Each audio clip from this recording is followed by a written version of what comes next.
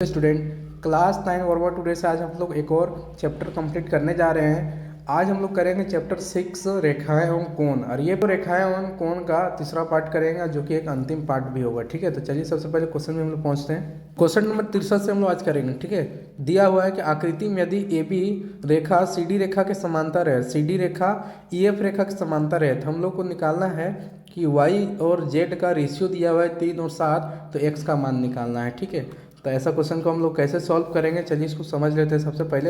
सबसे पहले हम लोग पास में दिया हुआ है ये जो लाइन दिख रहा है ए बी रेखा, ये सी डी के पैरेलल है, ये सी डी वाला जो है ई एफ के पैरेलल है। तो हम लोग पढ़े थे थ्योरम कि अगर ए बी सी डी के पैरेलल होगा, सी डी ई एफ के पैरेलल होगा, तो आपस में दोनों ऊपर वाला, ठीक है, इसको हम लोग ऐसे लिख सकते हैं, ए बी रेखा सी डी के पैरेलल है एंड सी डी रेखा ई एफ के पैरेलल है। तो हम लोग बोल सकते हैं दैट इम्प्लाइज कि ए बी रेखा जो है ना ऊपर वाला सबसे नीचे वाला रेखा ई एफ के भी पैरेलल हो जाएगा। ठीक है, यानी ये वाला और ये वाला भी आपस में क्या हो जाएगा, पैरेलल हो जाएगा। अगर ऐसा होता है, ठीक है, और साथ में हम लोग दिया है रेशियो, तो रेशियो से हम मान लेंगे कि माना कि y बराबर रेशियो में 3 है तो 3 ए मान लेते हैं ना, और z बराबर कितना है 7 है तो 7 ए मान लेते हैं। तो सबसे पहले हम लोग लिखेंगे ये वाला, ये जो लिखे हैं, ठीक है, कि A B line E F की पैरेलल हो जाएगा अगर ये दोनों लाइन ऊपर वाला नीचे वाला पैरेलल होगा। यहाँ अगर हम लोग देखेंगे इस तरीके का एंगल बन रहा है एक्स और जेड में, ये एकांतर अंतः कोण बोलते हैं, तो ये दोनों एंगल बराबर हो जाएगा। ठीक है, ये दोनों एंगल कैसे क्या हो जाएगा, बराबर हो जाएगा, एंगल एक्स और एंगल जेड बराबर हो जाएगा, क्योंकि ये बन रहा है एकांतर अंतः कोण। ठीक है, एकांतर अंतः कोण बना रहा है, इसलिए बराबर हो जाएगा। इस तरीके से हम लोग लिख सकते हैं। इसके बाद एंगल एक्स और एंगल जेड बराबर हो गया। अब हम लोग वो करेंगे कि हम लोग देख रहे हैं कि ए बी लाइन और सी डी लाइन पैरेलल दिया हुआ है, तो ये दोनों एंगल एक्स एंगल और एंगल वाई ये दोनों आपस में जोड़ने पे 180 हो जाएगा। ठीक है, अब यहाँ से हम लोग x की जगह हम क्या लिख सकते हैं, x की जगह हम z लिख सकते हैं, तो z प्लस वाई बराबर क्या हो जाएगा 180। ऐसा क्यों किए, क्योंकि x का वैल्यू नहीं दिया हुआ है, रेशियो जो है y और z का दिया है, इसलिए हम लोग x को z में बदल दिए। अब z की जगह हम लिखेंगे 7a यानी 7a, और y की जगह हम लिखेंगे 3a बराबर 180 डिग्री। तो जोड़ेंगे तो 10a हो जाएगा बराबर 180 डिग्री। तो ये 10 से 10 कट जाएगा, यानी एक जीरो से एक जीरो कट जाएगा, तो a बराबर बचेगा 18। तो हम लोग यहाँ से वैल्यू निकाल सकते हैं किसका, कि y का वैल्यू कितना था, 3a था, तो 3a था, तो 3 गुना a का वैल्यू 18 करेंगे, 18 36 18 54 डिग्री आ जाएगा इसका वैल्यू। ठीक है, इसका वैल्यू हम लोग पास में कितना आ जाएगा, 54 डिग्री आ जाएगा। अगर सॉल्व करेंगे तो हम लोग पास में 54 डिग्री इसका वैल्यू आ जाएगा। इसी तरह z का अगर देखेंगे जो कि x के बराबर है, या इसको उल्टा लिख लेते हैं कि x का बराबर है z और z की जगह में है 7a, तो 7 गुना 18 कर लेंगे। ठीक है, 18 से गुना कर लेंगे,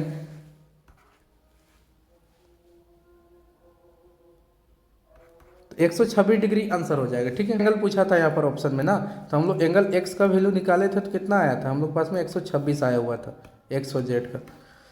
अगला क्वेश्चन हम लोग पहुंचते हैं। नीचे दी गई आकृति में ए बी और सी डी बिंदु ओ पर प्रतिच्छेद करती है, तो एंगल ए ओ सी और एंगल बी ओ ई दोनों जोड़ेंगे 70 डिग्री है, तो एंगल सी ओ ई निकालना है। सब एक्सरसाइज का क्वेश्चन है ये सब। ठीक है, तो हम लोग कैसे इसको करेंगे, ए ओ सी का वैल्यू दिया हुआ है और बी ओ ई ये दोनों एंगल जोड़ के एक साथ 70 है, ये दोनों जोड़ेंगे एक साथ 70 है, हम लोग निकालना है ये वाला कितना होगा। बहुत आसान है, अगर इसको देखा जाए एक रेखिक युग में है, सीधा लाइन में बन रहा है ना ये तीनों कोण, तो रेखिक युग में है, तो तीनों एंगल को अगर जोड़ देंगे तो हम लोग जोड़ सकते हैं कि एंगल, इस एंगल का नाम है ए ओ सी प्लस इधर वाला का क्या नाम है, इधर वाला का नाम है बी ओ ई, और जो निकालना है उसका क्या नाम है, बीच वाला सी ओ ई है ना, सी ओ ई ये निकालना है। सब जोड़ देंगे तो 180। कैसे तो बता देना, रेखिक युग में है ना, रेखिक युग्म बना रहा है। रेखिक युग्म में क्या होता है कि 180 आता है, तीनों एंगल जितना भी एंगल रहेगा सब जोड़ के। ठीक है, तो यहाँ से इसका वैल्यू लिख सकते हैं, दोनों का वैल्यू कितना 70 डिग्री, और प्लस हम लोग निकालना है सी ओ ई, रह जाएगा ये, और इधर 180 डिग्री, तो एंगल सी ओ ई को रहने देते हैं बायां साइड, बाकी 70 डिग्री को लेके आएंगे दाहिना साइड में, तो प्लस में 70 डिग्री है तो इधर आके माइनस में 70 डिग्री हो जाएगा। अब 180 में से 70 को घटा देंगे तो बचेगा हम लोग पास में 110, तो यानी एंगल सी ओ ई का वैल्यू कितना आ गया 110, यही हो जाएगा हम लोग का इस क्वेश्चन का आंसर। तो ऑप्शन नंबर बी में आपको ये मिल जाएगा। ठीक है, तो बढ़ते हैं हम लोग नेक्स्ट क्वेश्चन में। अगला क्वेश्चन दिया है, नीचे दिए आकृति में रेखा एक्स वाई एम एन और ओ बिंदु पर प्रतिच्छेद करती है, तो POY का वैल्यू 90 डिग्री दिया हुआ है, ये वाला वैल्यू 90 डिग्री है, और AB का रेशियो दिया हुआ है, C का वैल्यू निकालना है। इसको भी कुछ वैसा ही करेंगे, ठीक है। सबसे पहले देख रहे हैं ये सीधा लाइन है, तो सीधा लाइन है तो सबको जोड़ देंगे। क्या करेंगे हम लोग, सबको जोड़ देंगे, ठीक है। और यहाँ पर रेशियो दिया है, सबसे पहले आपको यही काम करना है, दिया हुआ है लिख के, क्या हालांकि ऑब्जेक्टिव है तो हम लोग डायरेक्ट बनाते हैं कि ये वाला एंगल 90 डिग्री है, और रेशियो A का वैल्यू 2 दिया है तो 2x मान लेंगे, और रेशियो B का वैल्यू कितना दिया है 3, तो 3x मान लेंगे, ठीक है। ऐसे अब हम लोग यहाँ से क्या करेंगे, सबको जोड़ देंगे। कौन कौन, A B और 90 डिग्री तीनों को जोड़ देते हैं, ठीक है। तो angle A plus angle B plus angle B के बाद 90 डिग्री, एंगल नाम लिख सकते हैं POY, लेकिन हम डायरेक्ट कर रहे हैं ऑब्जेक्टिव है इसलिए। तो जोड़ेंगे तो 180 आएगा, क्योंकि रेखिक युग्म बनाएगा, है ना, यहाँ हटेगा नहीं, लेकिन आप लिख लीजिएगा रेखिक युग्म से ऐसा हो रहा है। तो यहाँ पर 2x लिख सकते हैं, और b की जगह हम 3x लिख सकते हैं। यहाँ 90 डिग्री, तो 90 डिग्री को दूसरा साइड ले जाते हैं ना, तो उधर ले जाएंगे तो माइनस में 90 डिग्री हो जाएगा, 180 में से माइनस कर देना है 90 डिग्री, तो यहाँ से क्या बचेगा, 5x बचेगा, और इधर हम लोग घटाएंगे 180 में से 90, तो हम लोग पास बचेगा 90 डिग्री, है ना। तो 5x बराबर क्या बचेगा, तो 5 उधर जाएगा तो 18 पचे 90, यानी 18 आ जाएगा। x का वैल्यू कितना आ गया, 18। तो यहाँ से a और b का वैल्यू मिल जाएगा, है ना। a का वैल्यू था 2 गुना x, तो x की जगह हम 18, तो 18 गुना 36 हो जाएगा डिग्री में। और b का वैल्यू था 3 गुना x, तो x की जगह हम 18, 18 36, 54, 54 डिग्री हो जाएगा। तो a और b मिल गया, लेकिन हम लोग c निकालना है। अब c देखिए कहाँ पर, यहाँ पर है, और यहाँ पर अगर देखेंगे ध्यान से, यहाँ भी एक स्ट्रेट लाइन बन रहा है, और यहाँ अगर ये दोनों एंगल को जोड़ेंगे तो ये भी क्या रेखिक युग्म बनाएगा। तो इसीलिए अब लिखेंगे हम लोग कि b प्लस c को जोड़ देते हैं तो क्या बन जाएगा 180, ये भी रेखिक युग्म है। तो यहाँ से c का वैल्यू निकालेंगे 180 डिग्री माइनस b, अब b का वैल्यू हम लोग निकाल के रखे हैं कितना, 54 डिग्री। अब 100 तो बचेगा, 80 में से 54 घटाएंगे तो बच जाएगा 26 बच जाएगा, तो यानी कि 126 डिग्री इसका आंसर होगा, ठीक है। घटाने पे 26 डिग्री बचेगा, तो 126 इसका आंसर हो जाएगा। बढ़ते हैं नेक्स्ट क्वेश्चन में। यदि एक त्रिभुज का एक कोण शेष दोनों कोणों के योग के बराबर है तो वह त्रिभुज कैसा होगा। तो बोल रहा है कि एक त्रिभुज है, एक त्रिभुज का एक कोण, बाकी जो दो कोण बचा ना इसके दोनों योग के बराबर होगा, तो कितना होगा, कैसा त्रिभुज होगा, तो ये समकोण त्रिभुज होगा, ठीक है। ऐसा त्रिभुज जो होता है वो क्या होता है, समकोण त्रिभुज। यदि किसी त्रिभुज का प्रत्येक कोण अन्य दो कोणों का योग से कम हो तो वो कैसा होगा। बोला किसी त्रिभुज का जो किसी त्रिभुज का प्रत्येक कोण, हर कोण जो होगा अन्य दो कोणों के योग से कम होगा तो कैसा त्रिभुज हो सकता है। तो ये त्रिभुज जो होगा वो होगा हम लोग का न्यून कोण त्रिभुज, ठीक है। कैसे पता चला, मान के चलते हैं हम लोग कोई एग्जांपल ले लेते हैं। यहाँ 70 डिग्री है, यहाँ 60 डिग्री है, और यहाँ 50 डिग्री है। अगर ये दोनों को जोड़ेंगे तो इससे कम आ जाएगा, यानी कैसा कोण त्रिभुज हो गया, समकोण, मतलब न्यून कोण त्रिभुज हो गया।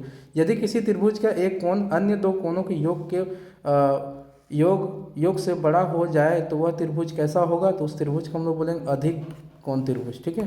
क्वेश्चन नंबर 69 में है, किसी त्रिभुज में कम से कम कितने न्यून कोण हो सकते हैं। तो कम से कम 2 न्यून कोण हो सकते हैं, ठीक है। यदि किसी त्रिभुज में अधिक से अधिक कितना न्यून कोण हो सकता है। तो अधिक से अधिक 3 से ज़्यादा नहीं होगा, कम से कम 2 होना ही चाहिए, और अधिक से अधिक 3 हो सकता है, ठीक है। किसी समकोण त्रिभुज में अधिक से अधिक कितने न्यून कोण हो सकता है। समकोण त्रिभुज में है, समकोण त्रिभुज में देख तो समकोण हो गया, बाकी 2 जो बचा वो न्यून कोण हो सकता है, यानी ऑप्शन नंबर डी होगा इसका सही आंसर, ठीक है।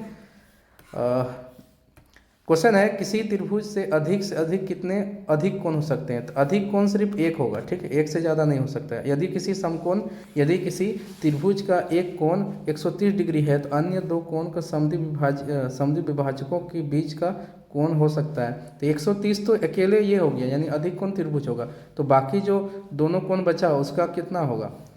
यदि किसी त्रिभुज का एक कोण 130 डिग्री है तो अन्य कोणों के सम द्विभाजकों के बीच का कोण हो सकता है। तो अन्य दो, तो इसको अगर देखेंगे करके तो इसका आंसर आएगा 155 डिग्री।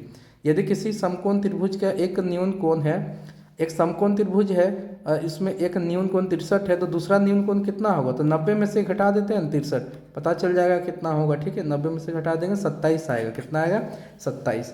तो इस तरीके से हम लोग पूरा चैप्टर को कंप्लीट कर लिए। तीसरा पार्ट था ये। आई होप कि वीडियो पसंद आया तो वीडियो को लाइक कर सकते हैं, ठीक है। साथ में इस चैनल को सब्सक्राइब करके बेल आइकन को हिट कर लीजिए ताकि इसी तरह की वीडियो अपडेट आपको सबसे पहले प्राप्त हो। इसी तरह की वीडियो लाते रहेंगे, मिलेंगे नेक्स्ट वीडियो में। तब तक के लिए जय हिंद, जय झारखंड।